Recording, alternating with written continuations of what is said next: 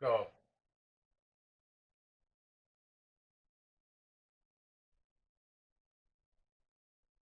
Oh, what up, what up? What's going on, Nerd Splash family? Thank you for tuning in if you guys are watching.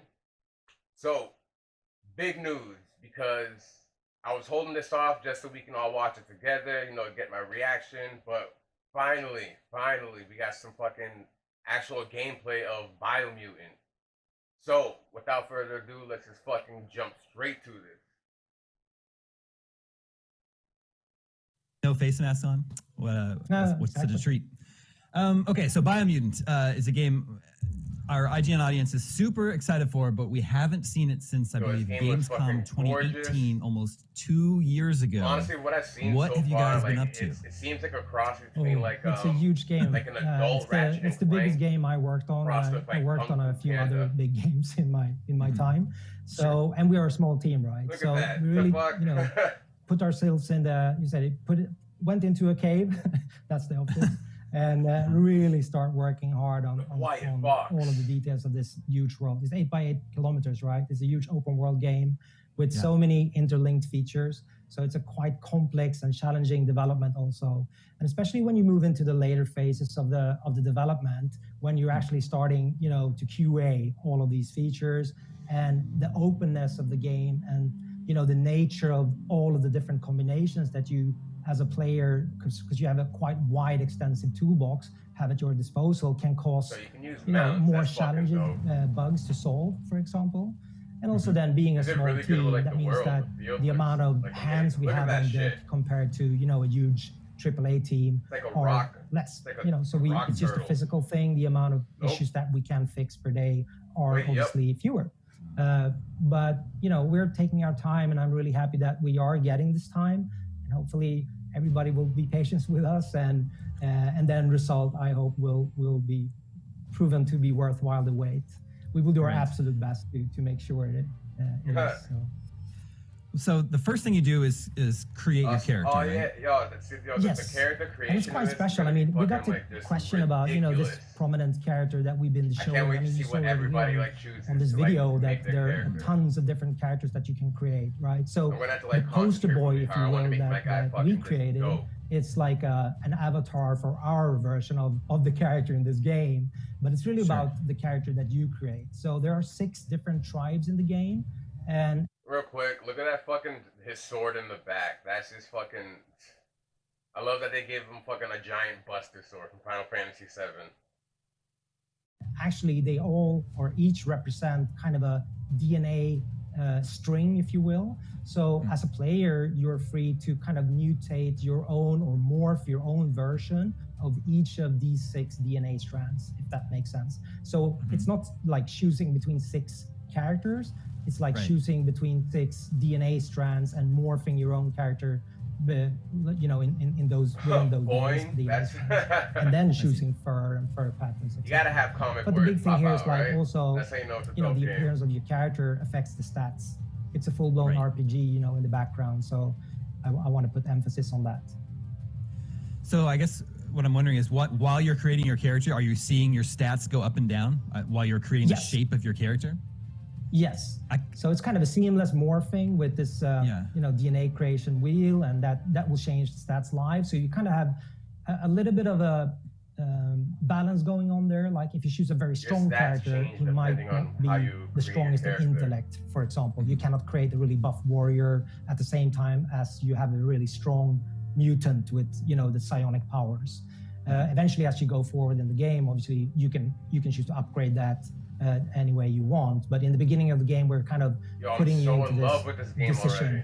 Are you a fast and nimble? Are you, a smart mutant? Or are you a warrior or whatever? And that also ties into the next phase, which we haven't shown a lot. In character creators that you choose a class. So that's also kind of, more akin to your traditional RPG. Like, for example, a class would be a Psi-Freak.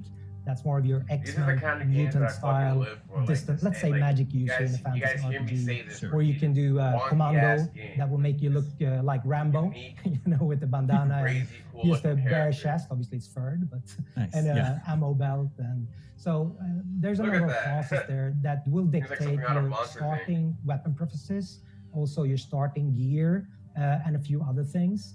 So that's a quite important choice, which is going to be very interesting to see how that plays out. But it's like any other RPG, but our classes are a little bit more Bio-Mutant-ish. See, that's fire. Weapon customization. Yeah, here's the crafting as well. So weapon choices are quite interesting in the beginning, but obviously you can unlock all of the weapon processes later on as you level up. Yeah, I believe you combine parts to create unique weapons. Is that right? Yeah, we saw a little bit here in the video. It's like it's a very extensive crafting system, so it's super deep. I mean, you can take, like you saw in the video, we took a big toothbrush part that I scavenged from a billboard in the open world. I put some crazy handle on it, and then I can actually add on bits and parts on top of that toothbrush or whatever weapon I choose to create. So it's more like you're really crafting your own weapon.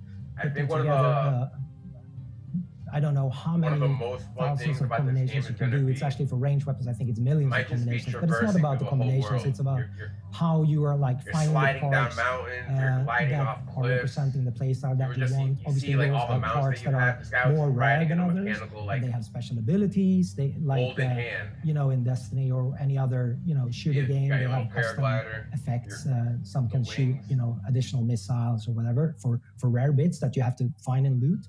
But you also have some can shoot, make your ammunition turn into fire bullets, etc. So the whole looting process is quite important in the game, and the way that you also use that creativity to craft. Something that we didn't show is that you can also craft your gear, so your clothes, your jackets, your helmets, whatnot, shoulder pads. And that also comes into play when you're entering like meta zones, what we call them, like heat zones, cold zones. And you have to find gear to be able to craft an oxygen mask to go into a dead zone, or a warm jacket to go into a cold zone, etc. So crafting and actually creating your own look, that's cool, but you also have to be mindful of the stats that goes along with that look.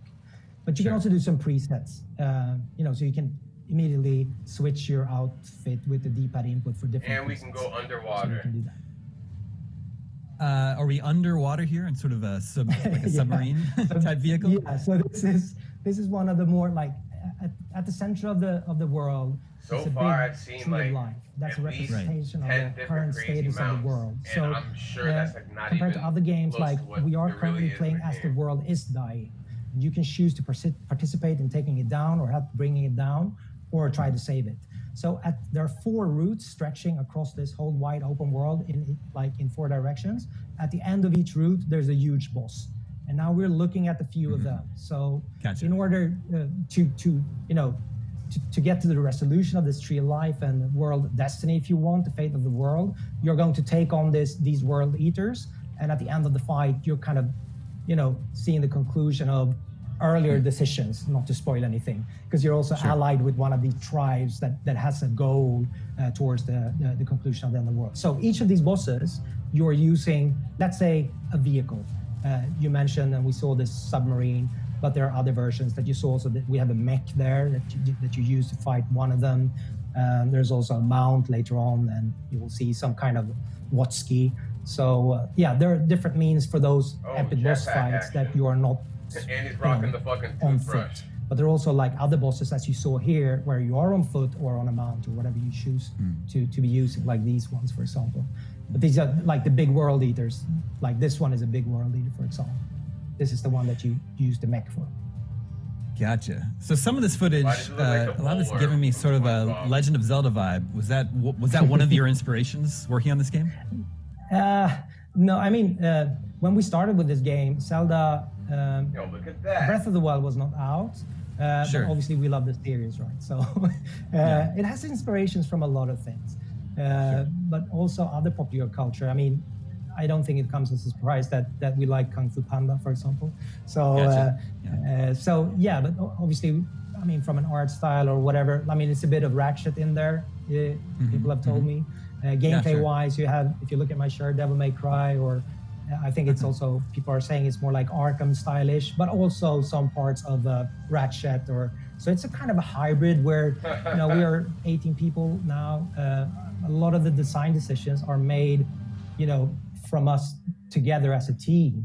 So that means that there's a juxtaposition or a agreement on what we call a free flow combat system in general, and inspiration for the world. If that's what you're talking about, yeah, it's colorful and vibrant, and that's what I also love with Zelda. So, in a way, I was sidetracked a little bit there on the question. No, it's fine. I didn't think this was possible, but I think that footage just made me even more excited for Bio-Mutant. Any sort of idea of when everyone's going to be able to finally play it? I mean, like, we are at the end phase of development, right? And I started with this when you asked me in the beginning, like, what have we been doing? And we're doing the same thing, you know, in a massive game like this, and it's very big. Like I say, it's the largest game that I ever worked on. Like, whoa, like, what the fuck? You will have issues, right? You will have technical challenges to overcome, and artistic too.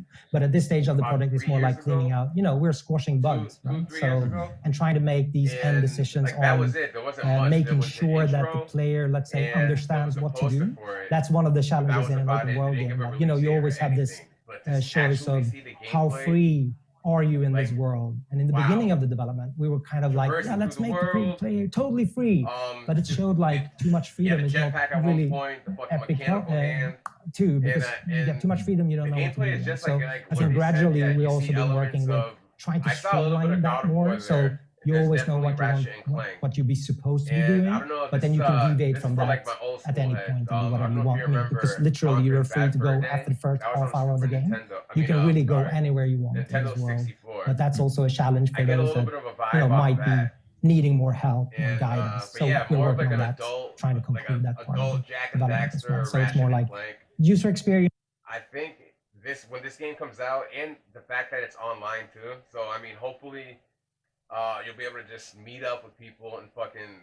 I know everyone's gonna have there's gonna be some furry sensation or something that'll take over on the internet when this comes out, because that's what your character is, essentially just a raccoon that you're modifying, and it's gonna be cool to see how your stats will change depending on if you're making your character. If you make him, you know, tall and skinny, it's gonna make him really fast. If you make him bulky and short, you know, his speed's gonna be really slow. So just to see like how that's gonna impact your stats overall when you first create your character in the game, that's gonna be very interesting. The game looks really amazing. I'm like, honestly, I haven't even seen the full game yet, and I'm just from what they're giving us so far, I'm already gonna give this game at least 8.5, and that's with me not seeing the full thing. So this game's gonna be fucking fire, guys. It's gonna be really, really fucking good. Like, the combat looks fluid. It's a free motion combat. It's got a pretty good story. It seems like it's gonna be pretty funny. Like, it's gonna have jokes here and there, and I always love that in games. But yeah, I really want to know if they're gonna like have in the future, if they're gonna come out with DLC, if they're gonna expand on the story. Or I can actually see them just adding a whole bunch of items and weapons that you can add to your character to customize, and skins. If we've seen mounts, just like any MMORPG, there's always they're gonna be throwing skins and mounts everywhere. That's what they do. But yeah, I'm gonna leave you guys with that.